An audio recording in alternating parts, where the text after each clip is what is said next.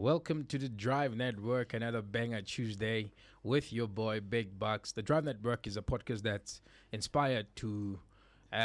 driven to inspire you through what the good people around your neighborhood do for a living. And today I'm with a very interesting woman, Women's Month, and the lady is Paulvia from PS Debt. Not just from PS Debt, by the way. She owns the company. She's a founder.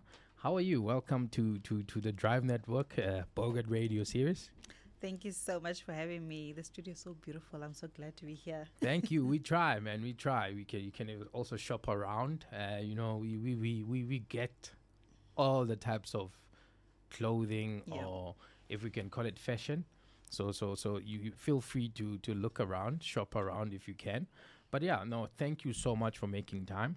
I want to dive into your story, right? So I want to dive into it and understand what inspired you to really assert yourself as an impactful woman entrepreneur in the debt management space.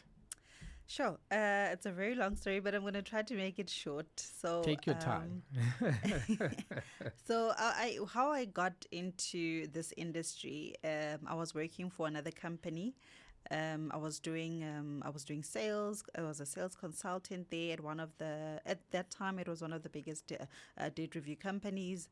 And I got to learn about, how people can get out of debt, how that there's a solution for people that are over indebted. And at that time, I was also over indebted. I had a lot of credit. I had any credit that you can think of. I had your credit clothing cards, account, clothing credit accounts, micro lenders, mashonisa, all those type of debts. And I then realized, but there is a solution to get people out of debt. I think people just don't know much about it, or even if they have limited knowledge when it comes to remedial actions that are offered in South Africa to get them out of debt. Correct. So that's how I started. I started as a sales consultant, and then from there I just loved what was happening, helping people get out of debt.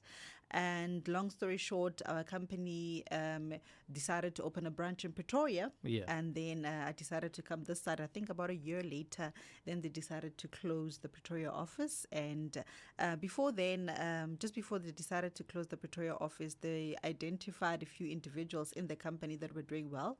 And I was one of those, fortunate enough, I was one of those individuals. And my former boss decided, hey, look, we'll take you to do the debt counseling course and stuff, fully Correct. paid by the company, and you are then going to, you'll register on your own, you'll become a registered debt counselor, and that's how it started.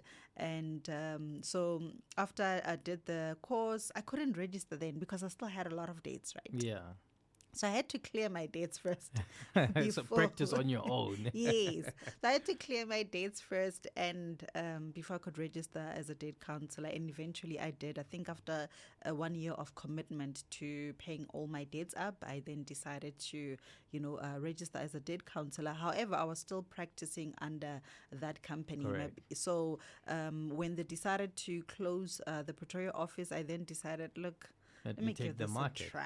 Let me give this a try. And that's how it started. But it didn't just start from there. I mean, I started, I think a few months later, decided, okay, I don't know much about business. I know about the process of Correct. getting out of debt, but not so much about running a business. I had to go back, apply for other jobs, and just so that I could get enough skills, enough knowledge, on the whole process, and also just running a business.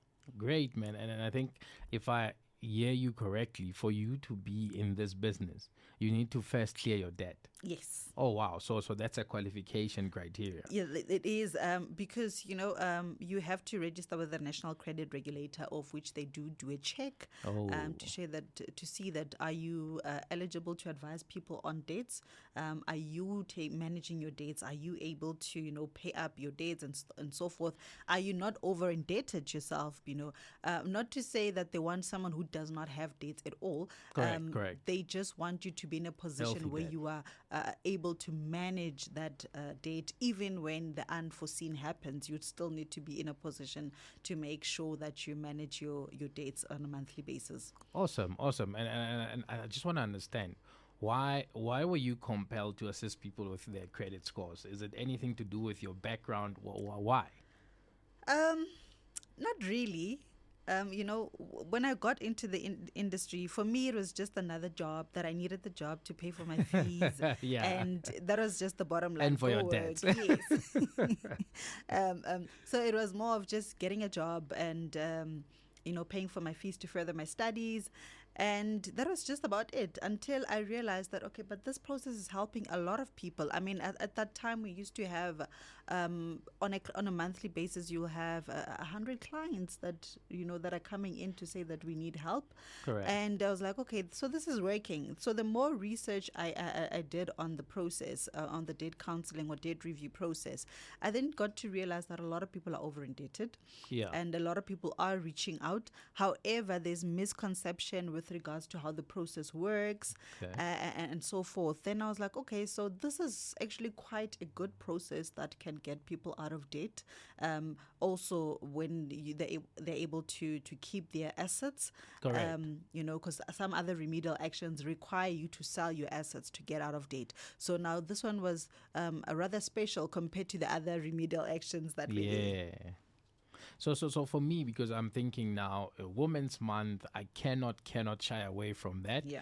And I just want to know, finalist this year at the Mail and Garden Power of Women, right? Yeah. How does that, does that recognition motivate you? And does it add any pressure to you not to drop the ball at all? How does that feel?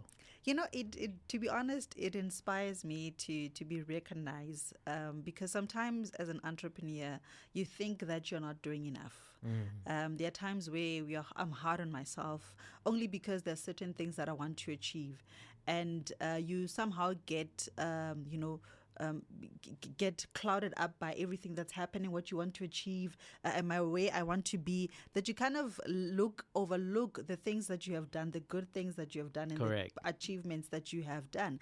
And it sort of becomes like, I don't know, for lack of better words, you feel like you're not doing enough. So when such things happen, you kind of realize, oh, okay, so I'm still on the right track. There's something good that I'm doing. Absolutely, There's something profound that I'm doing. And then it just even motivates you even more to say that I need to keep going. Just for being a finalist, being recognized already. Correct. For me. I mean, it's such a big publication. It's such a big company, Mail and credible. Guardian, powerful. And so you can imagine the it doesn't give me pressure at all. However, it does actually make me feel better about what I've done, that what I've done is enough. But however, I do need to keep pushing forward and striving for more. Correct. And for me, I just want to know, what are the challenges that you faced as a businesswoman? Yeah. Because, there's that say that this is a man's world, blah, blah, blah. I don't believe that. But what are the challenges that you faced as a businesswoman? The number one challenge that I've realized about business is that, in order for your business to grow, you need to work on yourself. And I think the biggest challenge was working on myself, working on my brand, working on who Paulvia is, so that, I get to remember we're offering a service. Correct. And a service and a product are completely different. So that means that with a service, I constantly have to keep improving myself so that I can improve the service and then offer it, better than I did last time. Absolutely. So the pressure of just working on myself and also being credible as well, because nowadays as you've mentioned, that it's said that it's a male world, it's a man's world. However, in our industry, it is male dominated, especially with in terms of the companies, debt review companies. It's mostly a white-owned male. So now here comes a village girl, and now she just wants to be part of the competition, Correct. be part of the package, because this is how people look at it. I see myself as, when you start, you just see yourself as someone just trying to do something different. But however, how people see us is just another company just trying to be, in business. There's nothing different. It's just competition. But working on myself, I would say that was the biggest challenge, and also trying to be relevant in the industry. You already have companies that have been operating for 10, 15, 20 years, and then now you have to not really compete, but you have to be in line and actually Correct. become relevant. And when you look at their work experience, it speaks for itself. Yeah. So yeah. now having to build that so that the company speaks for itself. Some companies you don't even need to market them or advertise them; they just stand out. And having to build that, it does say it takes a lot out of a person. and you touched on something very, I think you said, working on yourself as a service, who Paulvia is. Yeah. Who is Paulvia? What's unique about debt management? And growing up, did you think that you'd be running this empire? To be honest with you, growing up, I never thought I would be where I am, because even growing up, I remember at one point I wanted to be a journalist, and then the other time I wanted to be a politician. So there was just a whole lot of, different things that I wanted to do. But I don't think I really knew that I would be here. I might have had a clue, but not entirely. I remember that people think that this is actually my first business, and it's not. I think it's the only one that has survived. Succeeded. So I remember I just started simple things in matric when we were writing our exams. This is how I actually started in anything. I wanted money. Like I always, that person that always wanted to have a little bit of extra something. Yes. And so growing up as well, I grew up from, I would say, a well-off family. I had my father there, and he passed away. And unfortunately, I had to go back to the village to go stay with my grandmother. And so obviously that was just a new environment altogether. So then I think that's when I had to grow up to say that, okay, you can't want to be this, tomorrow that. You need to get to a point where you're intentional about what you want to be in life. And that's where I just started, investing in myself, learning what am I good at, what do I love, and and I was always a person that would attend, events, mostly at church. Church would always offer these events, about purpose and stuff like that, and I used to attend a lot of that, and. But long story short, I think what makes Paulvia different from others is that, especially within the debt industry, it's not something that I've learned. Theoretically, I've been in debt. I've been over indebted. So you've lived the debt. I've lived that, and I know the trauma. I know the pain. I know the mental issues involved when it comes to debt. I know what it means to get paid today, and 5 minutes later there's no money in your bank account. I know the pain of not being able to pay for even in 20 rand for a taxi.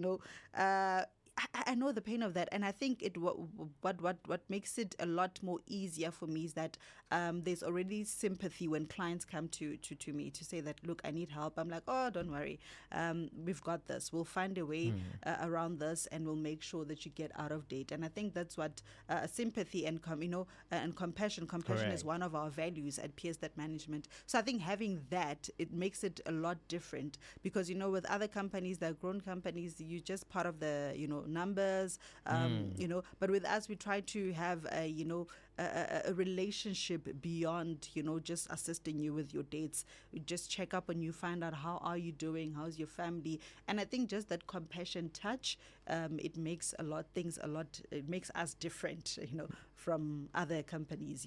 Oh man, that's incredible. So I'm thinking, surely financial literacy is a top priority to you, right? Yeah. So I just wanted you to take me through the journey of what have you applied when you purchased your own car. From a financial literacy perspective, just take me through what you applied, knowing what you know. And as we know that cars are one of the things that really gets people in debt. Yeah. And people do make emotional decisions when they buy cars, right? So from a debt management perspective, what have you applied when you purchased your car? So this is what I always say when it comes to cars, right? You have the car that you want to drive, and then you have the car that you can afford. Okay. Two different, two different things. And I always look at what can I afford. So I look at my income, how much I'm getting, and then I look at should anything happen, will I be able to maintain, pray that either maybe for some form of, getting a small income here and there, whatever. I look at that. Am I able to do that even out of hustle? Let's say I'm out of work. Yeah. Can I maintain that? And normally if I say that the answer is no, that means that I cannot afford it at all. Because remember that a car, it's something that's supposed to make your life easier. Okay. And fun. And fun. Yeah. It's supposed to make your life easier. You're supposed to, you get your transport, you go from A to B. It's supposed to be, of help, Yeah. It's not supposed to be a burden. It becomes Correct. a burden when now you have gotten a car that probably you couldn't afford at that time. Yeah. And I always say that the different stages of getting, getting your car, there's a way you start, and where you start and where you end is different. Different Very points. different. I remember with my first car was an i10. And Good choice. I bought it on auction, and it was a lot cheaper. I bought it on auction, it was secondhand, and so it just had some TLC that I had to do in terms of the body, and but I've never regretted that. Number one, I actually saved up for that car because I was working at my previous company. It was commission, so I would work. I would target to say that this is how much money I want to make on a monthly basis, and I would get that on the commission that I'd make. Correct. I'd get commission, and then after that, that's how I got it on auction. And to be honest, I always say that if I'm going to take anything on finance, it really needs to be worth it. Not just for the sake of taking it because I qualify. Remember, you can qualify on paper, but in reality, it's a different thing altogether. And I think that's where a lot of people get trapped in that, okay, I've got an X amount of salary coming in. Practically, when I look at the, when I look at the affordability, I can qualify for that. But you remember that car, it's not just about paying the monthly installment. There's so many things that you still need to pay for. You still need to make sure that you pay for insurance, tracker, petrol, and already in the installment there is your certain value added products that are still need to be paid for. There's interest, and remember that if you miss payment, there's interest on that overdue account. So it's really just about looking at what you can afford. And I think for me, luckily, because when I was over indebted, I didn't have anything like a car. I only had credit cards and loans and whatnot, and clothing accounts. So there wasn't anything of value that I had then. And I think now when you look at sitting down and say, okay, I want to get a car on finance, you kind of look at, okay, how much am I paying on a monthly basis? How much interest is going towards this, and so forth. So I always tell people that, and it's the simplest thing. If you cannot afford to pay full tank for your car, chances are you cannot afford that car. It's simple as that, It's literally that simple, that if you cannot afford to put full tank for that car, you can't afford your car. You cannot afford that car. So can you put full tank on your car now? Oh, yes, I can. Oh, yes, I can. Yeah. And you speak about your i10, but I want, somebody's sitting there thinking, she purchased the i10 through commission, but what is she purchasing now, and how are you doing it now? What did you look at when you said, I'm financing this car? If I'm going to be very honest with you, I actually don't have a lot of things on credit except for one clothing account, which is just to keep my credit score running. Currently, I do not have anything on credit. The car that I even have now, it's actually a lease. Oh, wow. So it's not take me through that lease agreement for what car is it? It's a Citroen. Take me through the lease. What's the difference between the lease and financing? So financing, leasing, it's primarily they would say that it's for people who do not qualify for financing. That's how they put it. But also it's for people that would want to avoid the commitment of 72 months. Correct. Because remember with leasing, you lease it for a certain time. Yes, you sign a contract for a certain time. However, remember that you can always cancel the contract provided you do it within the stipulated time. Yeah. And you can also make sure that you downgrade. If you want to downgrade, you can upgrade after a few months if you want to do that. So there are a whole lot of pros involved. There's a lot of advantages in there.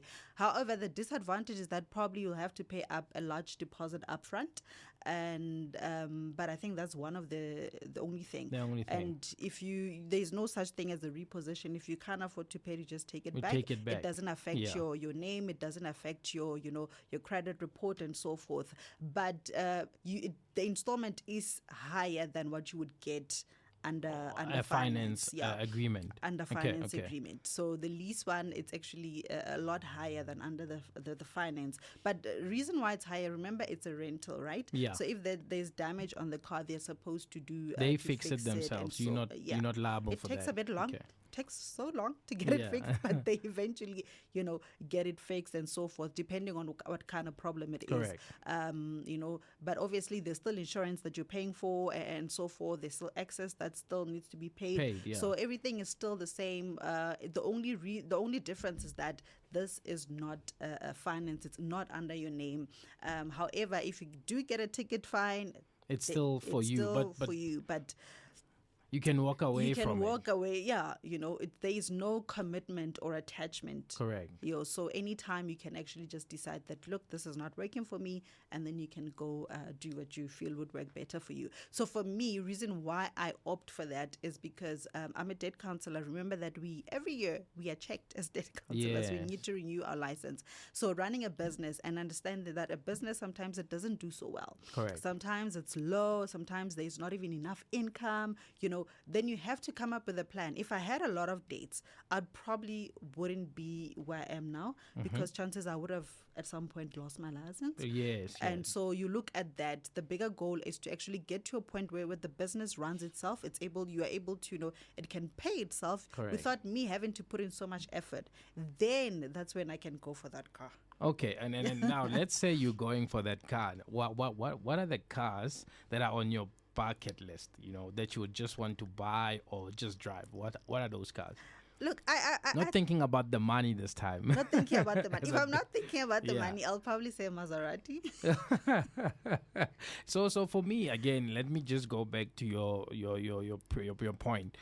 For cars that people buy, I always say affordability for a car purchase is relative to how the person lives their life, right? Because you can earn 50K, I can earn 50K, and that doesn't equate to the same value for both of us. Yes. You might have a house you're paying, you might have kids. True. I might have an apartment, no kids. And I would broke up in a Maserati, for instance, and then you think, okay, we earn the same money, and he drives a Maserati, therefore I can also get a Maserati. So that's my, just, when I say people, affordability when it comes to cars that's really relative. And yeah. You know what I would say? You made a good point that we can be earning the same salary, right? But we don't have the same responsibilities.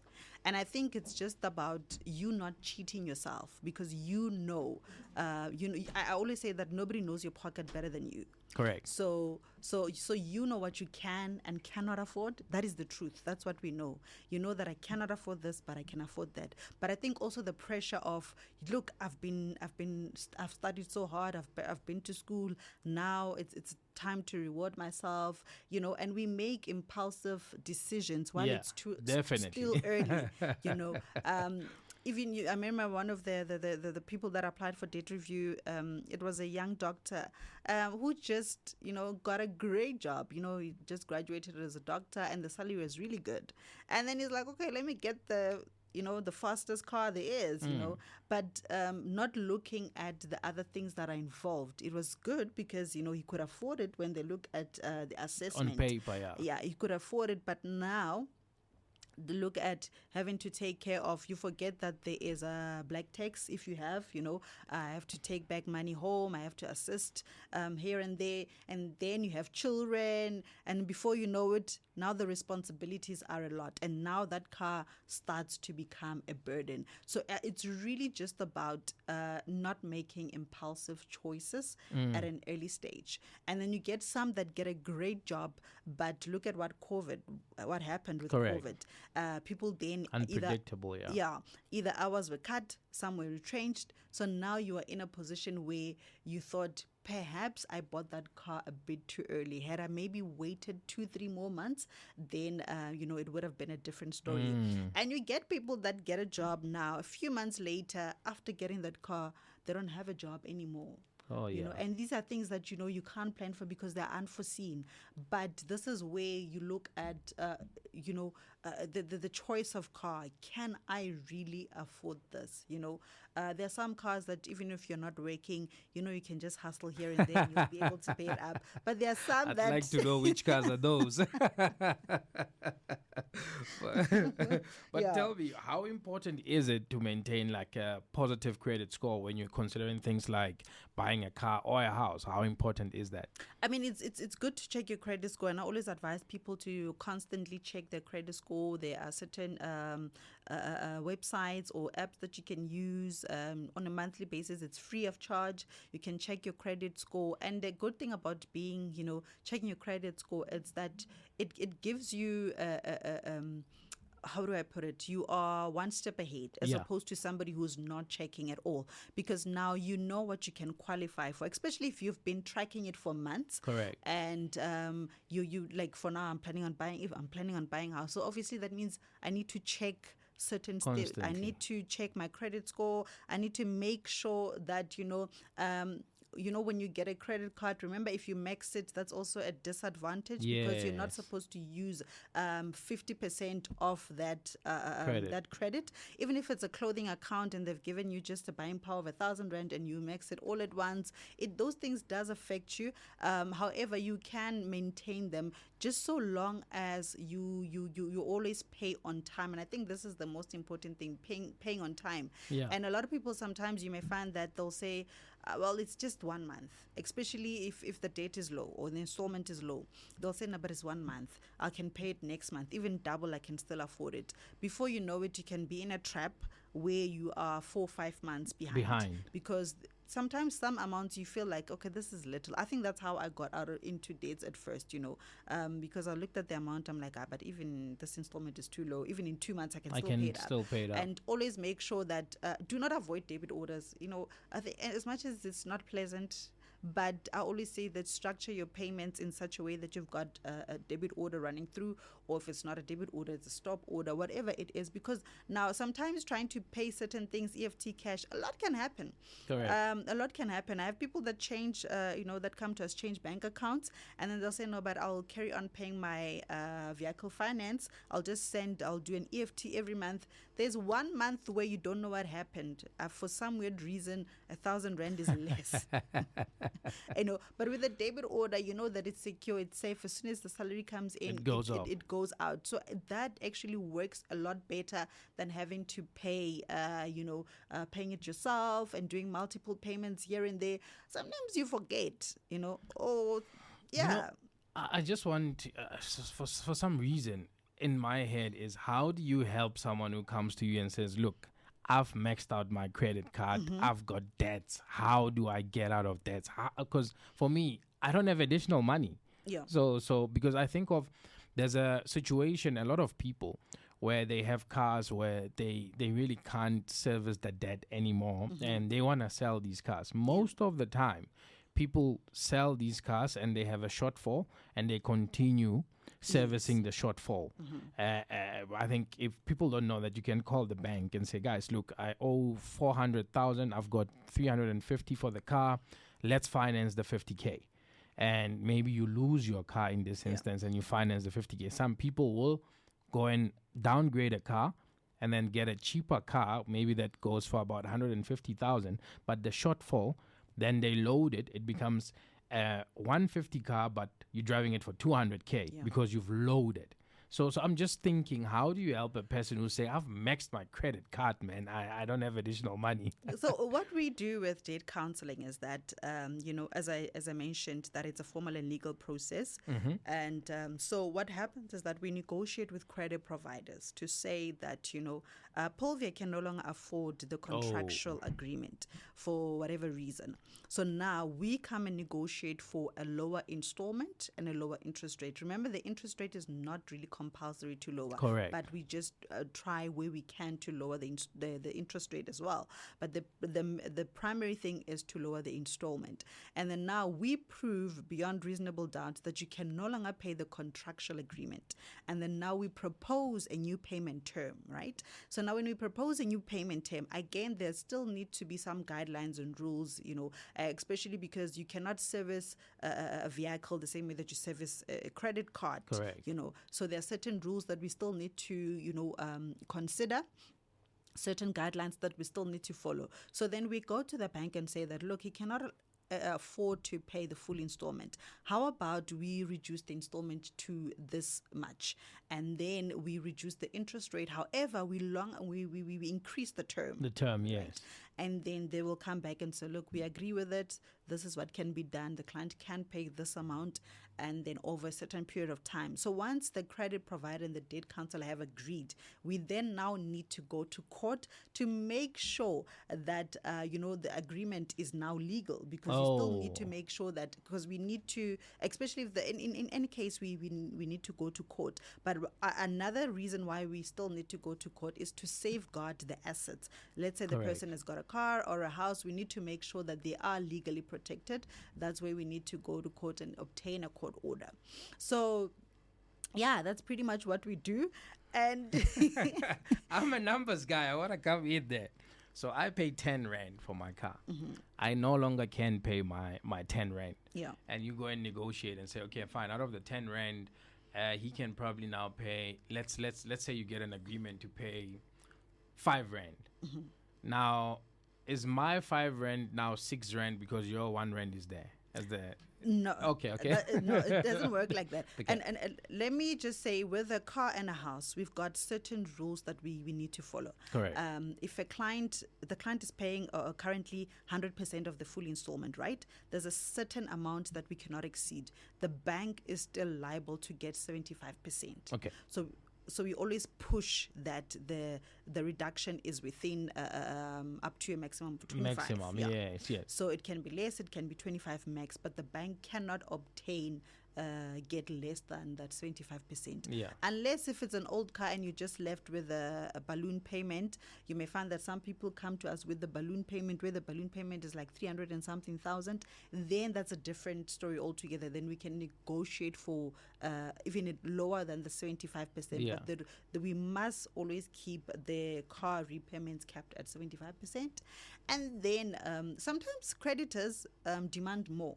Yeah. More especially if a car is new. There are people who apply and get a car, they haven't even paid their first installment. Wow. And then they apply for debt counseling. So in that case, the bank can say that, but this is unfair. Rather, the client just gives the car back with no shortfall or whatsoever. So, but most of the cases, I've never had anyone who takes it back. They always just say, no, let's do debt counseling. In that case, it's a special case. Then we have to also be fair to the rules, to the bank as well. To say that, okay, we cannot get that 100%. We cannot reduce it lower than, we cannot reduce it to, we cannot reduce that 25%, but this is what probably we can work on, 10%, 5%, whatever it is. So if it's a new car altogether, it's a bit tricky, but we do try, and some banks just oblige. Same applies with the house. There's a certain percentage as well that they need to get back. The only thing that we are really, really sure we can really work better for you is we reduce most of the money from unsecured debts. These are your credit cards, overdraft, personal loan, clothing cards, credit cards, and so forth. That's where majority of the reduction comes from those unsecured debts. And for me, is in the 75%, where is your percentage? So this is how we charge, right? So we charge according to affordability of a client. So we do not have a fixed amount that we charge for every client. Correct. NCR does not allow us to do that. In fact, they regulate our fees. So meaning that we cannot charge what NCR does not charge. Again, it goes back to affordability of a client. We do not have any fixed installment or any fixed amount that a client needs to pay us. We calculate to say how much can the client afford. If you can afford to pay us 2,000, that means our fee is 2,000. If one client can afford to pay us 8,000, 8,000, that means our fees 8,000. However, we have the fees capped for people that are heavily overdated or that have a lot of dates. We cannot cheat them out. So to say that you're paying 50,000 for your date, so that's my fee. No, it doesn't work like that. So we also have a maximum for each for clients like that. That you cannot exceed a certain amount. But generally, it's just about paying what the client can afford. That is just our fee. No, that's great, man. I asked that because a lot of people think, if I go to a debt management service, I'm in any case going to pay for the service as well. So whatever I'm going to pay for that service, I might as well pay for my debt. So that's always that catch-22. No. Yeah, it's completely different. And the good thing about it is that our fees are not upfront. They are pre-packaged in the installment that you're currently paying. So you're not going to pay your normal installment or the new installment plus our fee. It will be packaged in that installment because it is NCR has regulated that the negotiation is not something that takes a week. Takes about sometimes 2 months, sometimes 3 months, so that we need to make sure that you pay the same amount up until the negotiations are done and we get a court order. So that's why we include our fees in there. And remember that we also have attorneys that we work with, either using an attorney or using a tribunal. Either way, they do charge a fee for that. Correct. And then their fee also must be included in that installment, however way you do it. So we use both attorneys and also the NCT, National Consumer Tribunal. So that's how we submit our applications to get to court orders, to get our court orders. However, it's not, negotiations take long. Definitely. No, definitely. Yeah. They do take long. But hey, we're learning. Thank you so much, man. And for me, where do we find you when people want to get a hold of you? Where do they find you? So we've got certain platforms. We have Facebook. We are PS Debt Management. Instagram is ps.debtmanagement, and Twitter is psdebt, and then our website is www.psdebtmanagement.co.za. We are based in Pretoria North at 299 Burger Street, and our landline is 012-023-2364. We also have a WhatsApp line. It's 073-586-4623. Awesome. 2 last ones. Yeah. What type of cars do you like? An SUV, sedan, coupe, or convertible? What do you like? Sure. I would say convertible. Convertible. Oh, great. And then drive or be driven? I'd like to be driven one day. Awesome stuff, man.